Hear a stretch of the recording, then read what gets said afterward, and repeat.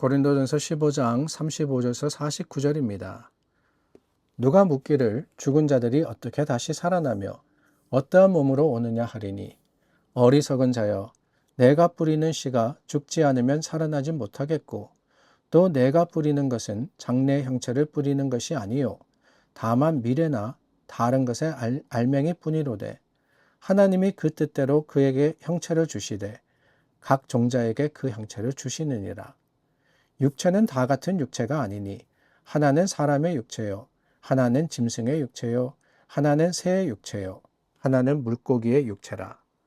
하늘에 속한 형체도 있고 땅에 속한 형체도 있으나 하늘에 속한 것의 영광이 따로 있고 땅에 속한 것의 영광이 따로 있으니 해의 영광이 다르고 달의 영광이 다르며 별의 영광도 다른데 별과 별의 영광도 다르도다. 죽은 자의 부활도 그와 같으니 썩을 것으로 심고 썩지 아니할 것으로 다시 살아나며 욕된 것으로 심고 영광스러운 것으로 다시 살아나며 약한 것으로 심고 강한 것으로 다시 살아나며 육의 몸으로 심고 신령한 몸으로 다시 살아나나니 육의 몸이 있은즉 또 영의 몸도 있느니라. 기록된 바 첫사람 아담은 생령이 되었다 함과 같이 마지막 아담은 살려주는 영이 되었나니 그러나 먼저는 신령한 사람이 아니요 육의 사람이요 그 다음에 신령한 사람이니라. 첫사람은 땅에서 났으니 흙에 속한 자이거니와 둘째 사람은 하늘에서 나셨느니라.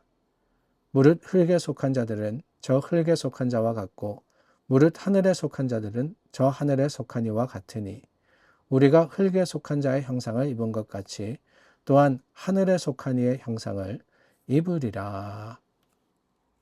6월의 마지막 주간을 보내고 있습니다. 여러분 어떻습니까? 혹시 여러분 중에 이 텃밭을 가꾸시는 분이 있지 않나? 몇 분 제가 아는 분도 계시고 텃밭이 아니더라도 화분이나 또한 이렇게 컨테이너에 키우시는 분들도 종종 있는 것을 보게 됩니다. 저희 교회에서 아이들에게 또 나누어준 모종도 있었죠. 잘 크고 있는지 모르겠습니다. 저도 조그만 터가 있어서 올해 한번 시도해 봤는데요. 조금 늦게 시작을 해서 그런지 이제서야 꽃이 피고 열매를 맺습니다. 이제서야 조금 수확을 거둘 정도가 됐습니다. 그런데 이게 저도 경험이 없다 보니까 요즘 이렇게 가보니까 다 키워놓은 거를 팔더라고요. 라벤더나 아니면은 로즈메리나 이런 것들을 저는 뭣도 모르고 씨앗을 뿌려서 키워봤는데 몇 달이 되었는데 이제 요만합니다. 요만해요. 근데 마켓에 가보니까 얼마 하지 않고 가격도 얼마 비싸지도 않더라고요. 이렇게 큰 거를 다 키워다 파는데 그럴 때 드는 생각이 뭐냐. 아니 그냥 큰 거 사가지고 심었더라면은 훨씬 편했을 텐데 씨 뿌려서 키우느라고 너무 고생을 하는 거 아닌가라는 생각이 들었습니다. 그런데 여러분, 씨 뿌려서 키우는 재미가 또 있긴 하거든요. 몇 주 동안 아무런 변화가 없다가 어느 날 갑자기 조그만 싹이 틉니다. 그 싹이 올라오는 것을 보면서 야, 놀랍다라는 생각이 들지 않습니까? 생명이라는 것이 이렇게 놀라운 거구나라는 직접적인 경험을 해보게 됩니다. 그것만 해도 가치가 있는 게 아닌가. 어떻게든 여러분 핑계를 변명을 하려고 그러는 겁니다. 솔직히 물값이며 비료값이며 그런 것 따지면은 그냥 마켓에 가서 오이 사 먹는 게 낫고요. 고추 사 먹는 게 나아요. 근데 키우면서 늘 말씀 들어보고 제가 또 키우니까 하게 되는 이야기가 뭐냐. 그러면서 경험하는 게 놀랍지 않느냐 이거거든요. 그렇습니다. 생명이 싹튼다, 생명이 시작된다라는 것은 정말 놀라운 일입니다. 오늘 말씀에서도 그렇습니다. 뿌리는 씨에 대해서 이야기를 하고 있습니다. 몸의 부활에 대해서 바울이 교훈하시면서 예를 들어서 쓰시는 말씀이 뭐냐? 씨를 뿌리고 그 씨에서 생명이 나는데 그냥 가만히 있어서 나는 게 아닙니다. 그 씨가 썩어져서 그 씨가 완전히 사라지고 거기서부터 싹이 터서 자라야지만 풍성한 열매를 맺는 큰 식물이 된다. 큰 나무가 된다라고 하는 겁니다. 그러므로 여러분, 물론 우리가 직접적으로 비교할 수는 없지만은 중요한 것은 이 죽음이라는 것, 우리가 살아가는 인생이라는 것을 씨 뿌리는 마음으로 살아갈 때 주님의 약속하신 생명이라는, 영생이라는 것이 주어지지 않는가라는 생각입니다. 썩을 것으로 심고 썩지 아니할 것으로 다시 살아난다라고 했죠. 썩을 것으로, 씨앗으로 심고 썩지 않을 것으로 생명으로 난다. 이 말씀은 다른 게 아닙니다. 오늘 우리가 무엇을 가지고 하나님의 주시는 생명을 소망해야 할 것이냐. 그냥 주님 약속하셨으니까, 부활 주신다 그랬으니까 우리가 그냥 이루어질 거다, 이게 다가 아니라는 거죠. 오히려 우리가 가지고 있는 소망, 우리가 가지고 있는 확신은 다른 게 아닙니다. 오늘 심어야 되는 거예요. 심어야 되는 거예요. 심지 않은데 무슨 싹이 나며 무슨 열매를 맺을 수 있겠습니까? 뿌리는 것, 그 뿌림에 수고가 있어야지만 거둠에 기쁨이 있을 수 있는 겁니다. 시편 126편 말씀해 보니까 눈물을 흘리며 씨를 뿌리는 자는 기쁨으로 거두리로다 라고 했습니다. 눈물을 흘리며 씨를 뿌린다 그랬어요. 아니, 씨 뿌리는데 뭐 눈물을 흘리느냐라고 하실는지 모릅니다. 그런데 여러분, 그 눈물의 이유는 다름이 아니죠. 수고와 그리고 애씀의 증거이기도 하지만 씨가 뿌려지면서 그 씨가 썩어질 것을 알기 때문에 거기에 대한 아픔과 고통이 아닌가.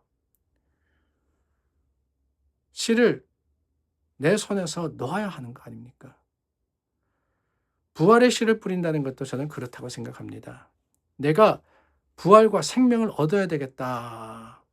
움켜잡는다고 우리가 다시 살 것이 아닙니다. 오히려 내려놓을 때, 포기할 때, 던져버릴 때, 그때 하나님이 우리에게 생명을 주시는 것을 우리는 경험합니다. 이게 얼마나 놀라운 믿음의 진리인지 모릅니다. 그냥 내가 생명을 이루겠다, 뭔가를 하겠다, 애쓰고 힘쓰고 노력해서 유대인들이 그랬지 않았습니까? 유대인들이 오해했어요. 그래서 율법을 지키면 내가 힘써 지키고 그것을 하나도 어기지 않으면은 내가 살 수 있다, 구원받는다라고 생각했지만 그게 구원의 조건이 아니었거든요. 부활도 그렇습니다. 오늘 우리가 뭔가 대단한 것을 이루어서 내가 움켜잡아서 내가 많은 것을 들여서 하나님은 그걸 원하시는 게 아니라 믿음의 사람들이 오히려 주님 앞에 포기하고 내려놓고 썩어져 가는 것. 완전히 다 주님께 드리는 것. 이것을 통해서 하나님께서는 우리에게 생명과 영광스러운 것으로 주시는 겁니다. 이게 참 하나님의 역설적인 진리가 아닌가라는 생각이 들어요. 높아지려면 낮아져야 되고, 살려면 죽어야 되고, 가지려면 포기해야 하고, 이런 진리를 여러분들 기억하십니까? 오늘 저와 여러분들은 세상과 다른 사람들입니다. 다른 곳을 향해서 다른 방법으로 그곳에 이르고자 하는 사람들입니다. 그러므로 여러분, 믿음과 소망, 하나님의 주시는 이 말씀의 분명한 확신이 세상의 논리와 지식이 아닌 우리의 아름다운 믿음과 고백으로서 이루어지기를 바라고, 그것이 하나님의 주시는 저와 여러분들에게 확신으로 보여지는 말씀의 약속이 될 수 있기를 간절히 소망합니다. 기도하겠습니다.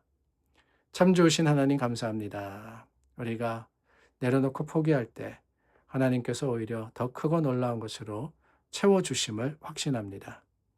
부활의 생명도 오늘 우리가 주님 안에서 포기할 때 이루실 것을 확신하여서 세상의 미련과 욕심과 또한 세상의 욕망을 내려놓습니다.